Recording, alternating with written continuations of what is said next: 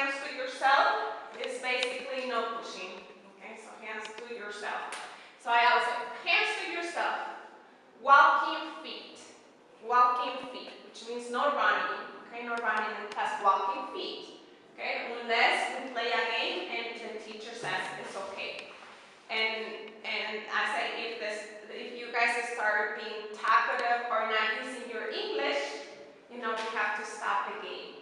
So that kind of motivates them. You have to kind of sometimes push them there and say, okay, if you guys want to play a game, it's okay, but you have to make the effort. If you don't know how to say it in English, you always ask, how do you say blah blah blah in English? And it's pretty. They respond. They respond. It takes time because depending on their level, if they're not understanding everything, obviously setting up the rules, playing a game, it takes time, and they get it. They like it. They get motivated, but they also have to understand that they have to follow some rules, otherwise we have consequences.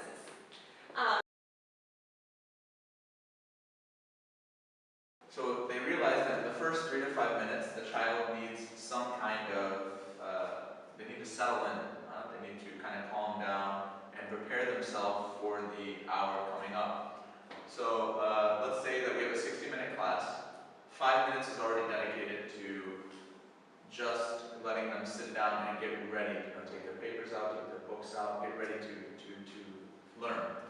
After that, they have about 10 to 18 minutes of optimal focus. Okay, so after that 5 minutes, their focus shoots up and it's steady for about 18, we'll say 15 minutes, okay?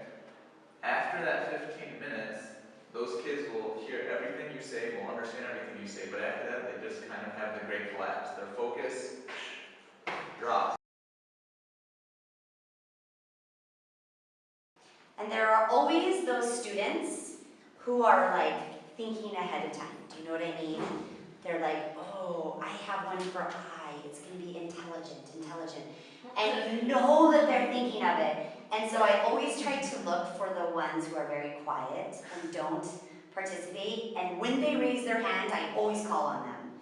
Because they usually think 3 or 4 or 5 steps like behind, where they get one word that they understand is an adjective, and that's what they're going to use.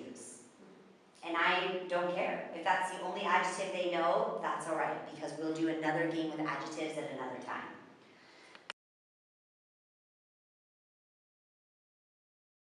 So what I'm getting at is the things I remember most about my school days are the things that I made and did with my hands.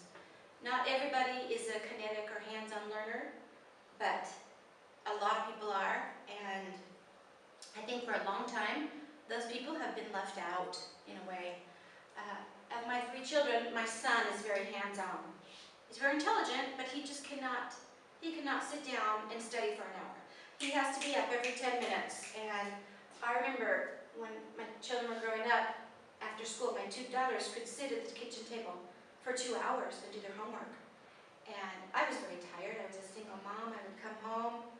We had sports, dinner, homework.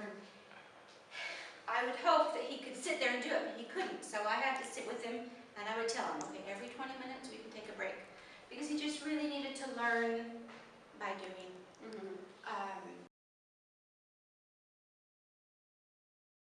And once we discover it, we try to copy it.